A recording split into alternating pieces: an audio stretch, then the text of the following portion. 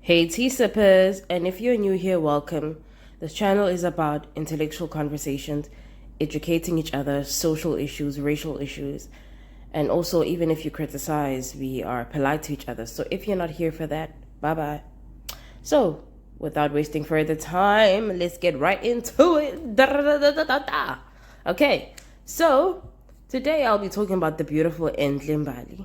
And as much as what I'm going to get into is not beautiful or nice or anything positive, but I'm not going to put her down because of the mistake that she did, right? So, the video that you guys saw at the beginning of this video is a video of MBALI at some hair launch by some company. I am not sure of the company, but it seems like MBALI was elected to be an ambassador for some hair company. You guys, I don't know what exactly they are selling. I don't know.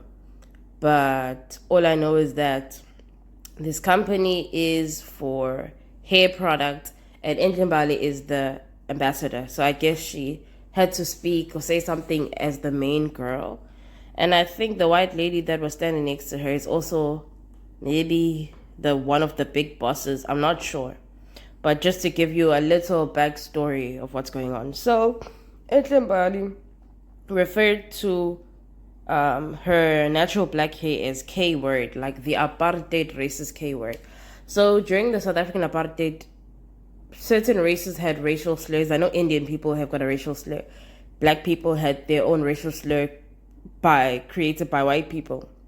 So, I'm not sure about colored people. You guys will tell me below if there is, don't say the word, but just say whether there was a racial slur for colored people. I'm not too sure about that, but yeah, you guys get the point, right? And people were like very angry, like, yeah, this is why her husband left her and stuff. And I'm like, I actually want to take a different approach. Let's analyze why in 2025, black women are still referring to our hair as tough, something to scrub the pot. Tell me why we still refer to black hair in undesirable ways. Why are we still referring to black hair as tough, not desirable, not likable, not beautiful? Is our hair really like that, or is it like a history behind it? Is it colonization? Is it apartheid? Is it just racism? Like, what is it really? And this is where I want us to really just discuss and just go deep. So to break this down, I'm going to try to be short, guys. Number 1, colonization. Number 2, apartheid. Number 3, internalized racism. Number 4, texturism. I know you guys are tired of me and my terms, but yeah. Okay, number 1, colonization. When we were colonized, African people were made to now adapt to the European Western beauty standards, right?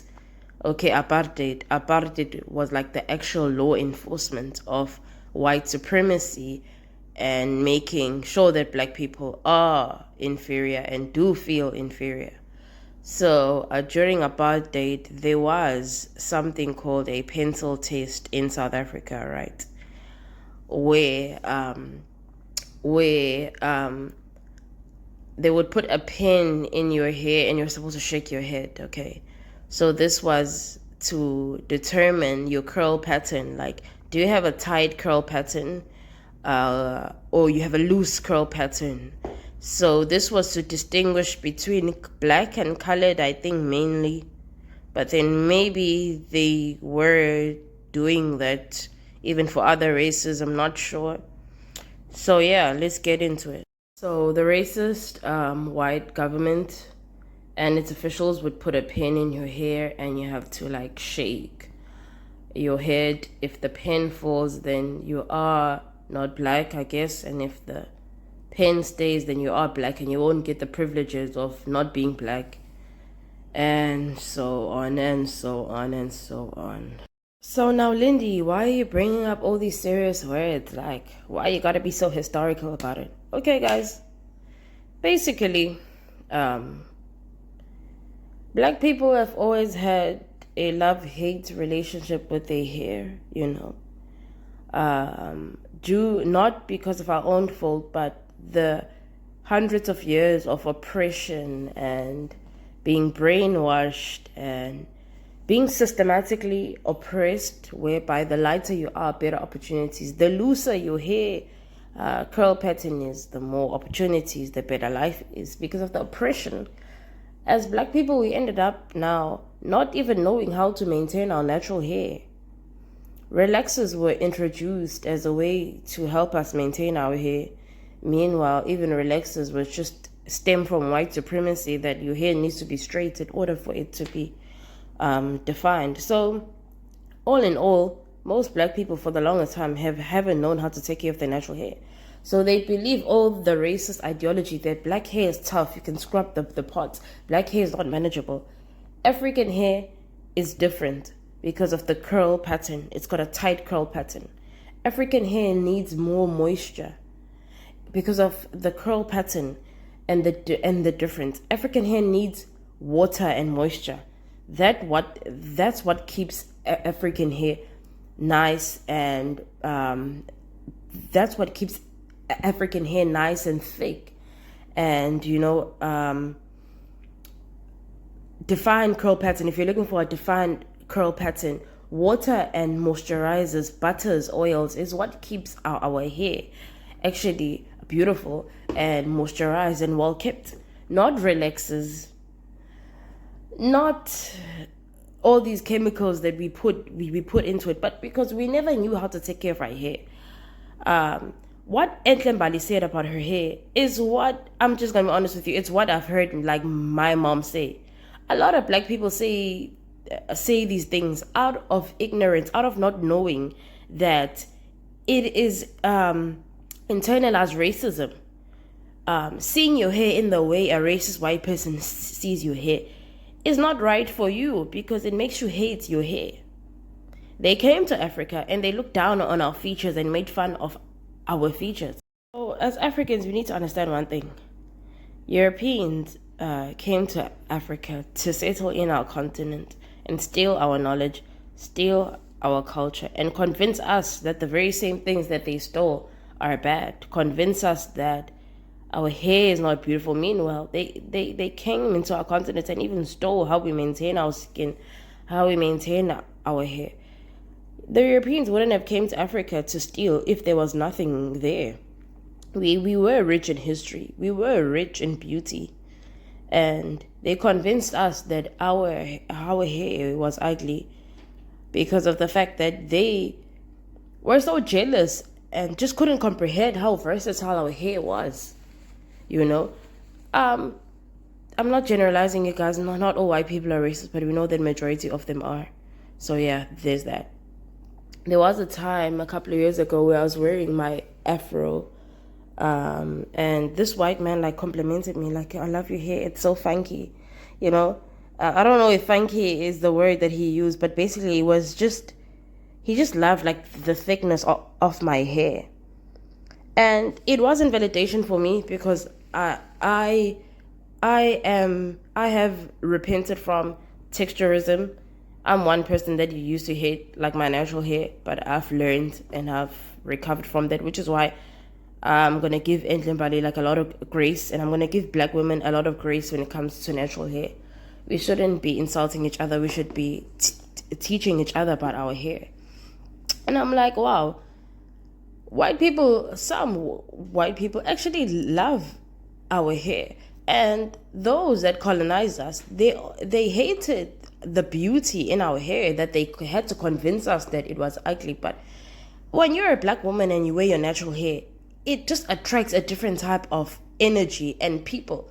Even, when I wear my natural hair, like, even how people receive you, like, it's just like a different, like, energy, It's almost like they see this divine power in you when you're wearing your natural hair. And I'm not here to sound like a story writer. But T-sippers, you know how I am. But yeah, hair, our African hair is our history. Our African hair is our culture. It meant a lot to our ancestors, and even now, it still means a lot. It's our culture. So you can't be now disrespecting your culture because you want white points. White people made you a brand. White people made you a face of their brand. Now you want to discredit black hair and make it seem as if it's not manageable. It's not this, it's not that, it's not right. I was scrolling through ENHLE's Instagram just to see the apology video that I heard was up. I only watched a few seconds of it, but yeah. And I also saw that she has a picture where she's in her cute little afro. So also, another thing that I noticed, MBALI wears wigs 90% of the times and only wears like natural hair like 10% of the times. Of which, that explains it, right? As black women, we cover our hair up so much that we're just not used to it. We just don't know how to take care of it. You can never know how to take care of your hair if you're never if you're never in your natural hair. How can you learn how to take care of something when you never embrace it? And she even said in the video that, oh my God, underneath this wig, which means that you know that you've got insecurities and you're hiding behind the wigs. The fact that you felt the need to say that, oh, underneath this wig, it means that the wig is like an emotional shield for you, right? You're shielding the insecurities that you feel. You're not confident enough. And MBALI, this is not to put you down, baby. I love it when black women embrace their natural hair. Yes, I don't wear my natural hair all the time. I'm in braids. Even now I'm in braids. But MBALI, please, go on YouTube, search natural hair, how to moisturize natural hair, how to do this, how to do that. Bro, trust me, okay? There are lots and lots of black women online who teach you how to take care of hair. It's something that has not been passed on. We grew up with mothers that have relaxed hair. So it's not been passed on to us. The anti-blackness has just been way too overwhelming. Even our grandmothers didn't know how to take care of their natural hair. It was relaxed. So it's not your fault, ENHLE, that you think like this, but it's your fault if you remain in this mindset. Learn more about your hair and let go of the internalized racism. White people don't say bad stuff about their hair. Indian people don't say bad stuff about their hair. Colored people, sometimes they do, but most of the times they don't, right? So we can't, as black people now, make ourselves look stupid in front of white people. Like, I've got K-word hair. The very same word that was invented by white people to discriminate you, bro. Come on. There's this other picture of MBALI where it seems like her hair's relaxed. And yeah, relaxes, yeah, same issue with wigs. You will never get to love who you are if your hair is always straightened with relaxers, always wearing wigs. Like, relaxers are like another wig, actually. Now that we're grown and we know more. I was ignorant. We were ignorant. But now it's time for us to grow out of it. So MBALI, baby, I still love you. I've done a video about you before. I've defended you when it comes to this rubbish ex of yours. And yeah. So this is all love, no hate. Black women, please tell me what you think below. But yeah, let's learn to love our hair, guys. Love ourselves. We can't be embarrassing ourselves like this. This is 2025, people. 2025. Okay, T-Supers, I love you. Please tell me what you think. Thank you.